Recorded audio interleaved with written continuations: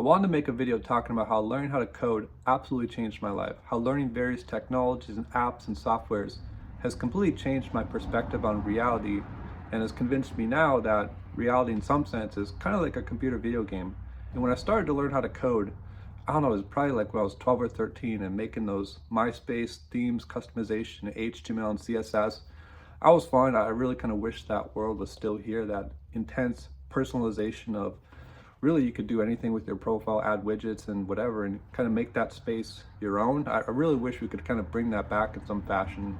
We're all kind of boxed into these grids, and that's also very emblematic of this time, isn't it, I guess, where we all kind of are being treated the same and really have no sense of individuality.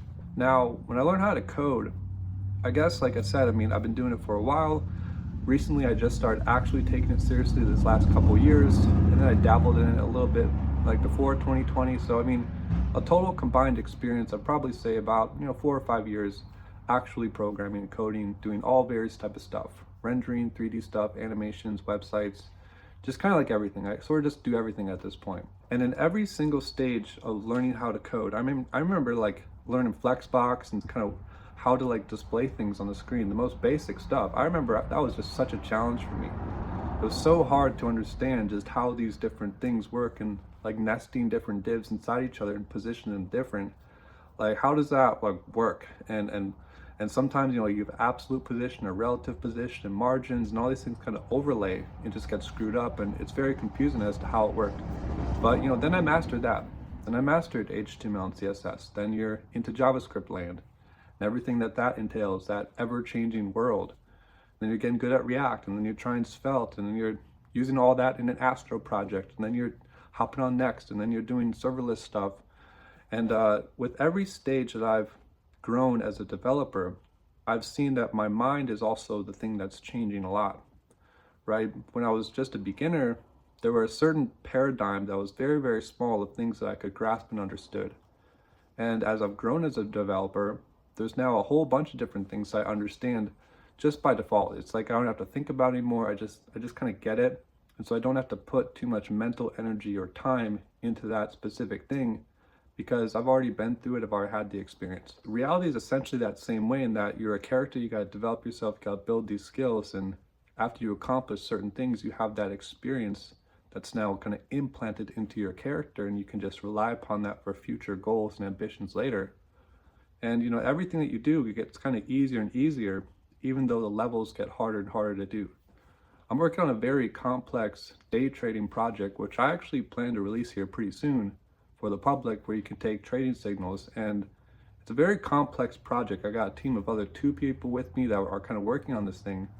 And to be honest with you, it's a very tough project for me to understand. It's very hard to understand how this whole world actually works. But each day I get better and better at the specific little thing that we're working on. And so programming and coding, it really opened me up to that paradigm of how when you work on one thing in isolation over here, that knowledge actually compounds and takes you into a different area, and you can use some of that knowledge for that next new thing. That's how video games work in a certain sense. That's how all skills already sort of work. You have one skill, and that skill overlays over top of 2 other skills that you now can understand that domain, even if you have no experience at all, because you have adjacent experience in different areas. It just sort of compounds, and you're able to upgrade all these different levels of yourself, even if you've only done a couple things once or twice. You have that baseline knowledge.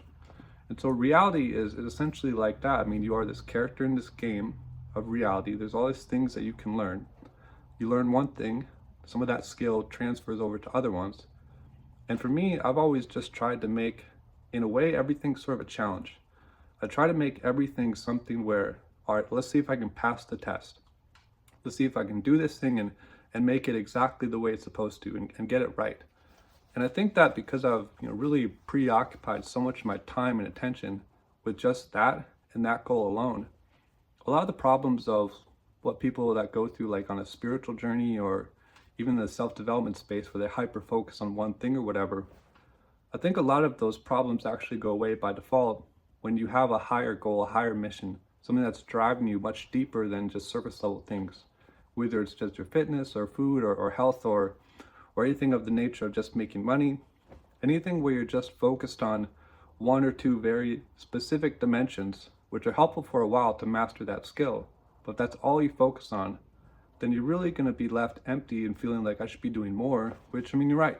You should be doing more. And so what I always try to do is try to kind of work in a circle everything that I'm doing. So one day I'll do a creative project, which is what I'm working on today. And I work on that creative project because I'm in a creative mode. And I can tell I'm in a creative mode because I've scanned my body, my mind, in essence, like how I feel in this moment.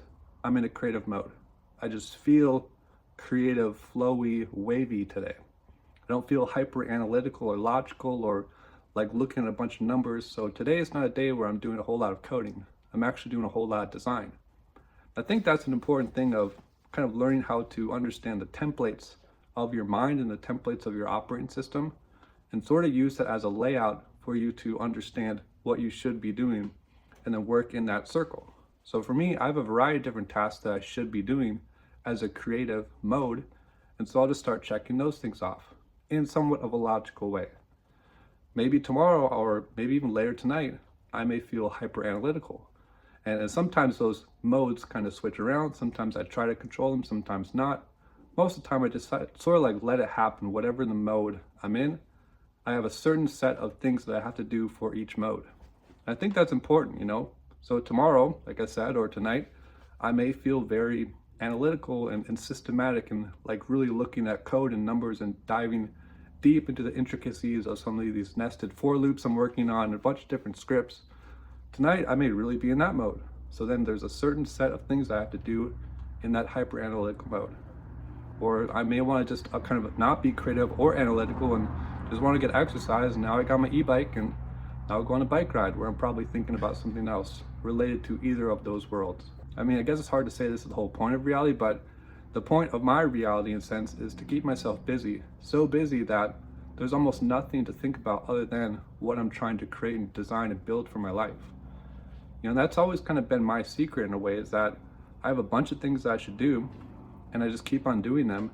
And because that list of things to do never ends, it's infinite in a way.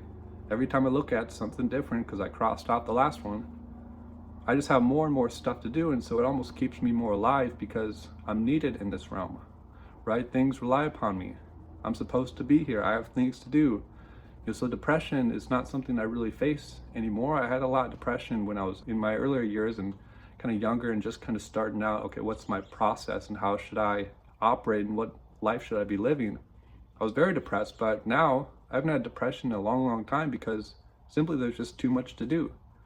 I think that, you know, as men in a way, I mean, I don't know if this is like a gender thing or whatever, but men, they feel like they have to really make an impact and create and do things. But I see so many of them, they're so obsessed with such hyper materialistic things that you may get it and that's fine, but you're also going to lack all the other attributes of developing yourself in a holistic sense, which is actually how you complete that full bar of your growth. If you only just do the money stuff or just the fitness stuff or anything along that domain in the surface level dimension, you're only going to grow yourself a certain percentage where other percentages are requiring of you different skill sets to learn. So I don't know, Riyadh's a game. Learning how to code saved my life. It really did. Learning JavaScript, HTML, CSS, a little bit of Swift here and there. Now trying to pick up Zig, which is probably dumb, but I'm learning all this stuff. Learning, growing, have so much to do. And because of that, everything sort of works out for me by default. Because I have so much to do, a different level of awareness is always prepared and ready to do it.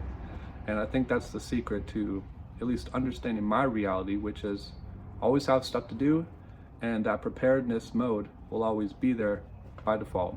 If you're just learning how to, and I guess, code or develop a brand online or anything like that, I just say stick with it, you know, really stick with the process. And I think that everyone should learn how to code at some point, even just basic stuff, because it helps you think different. It rewires your brain in a completely different way.